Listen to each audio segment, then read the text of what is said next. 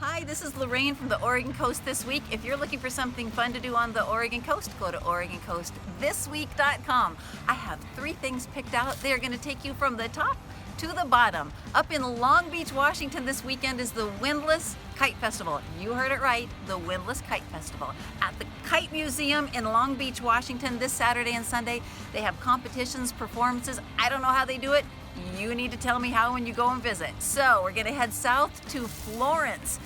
This weekend is the Florence Regional Arts Alliance Winter Arts Festival. Yes!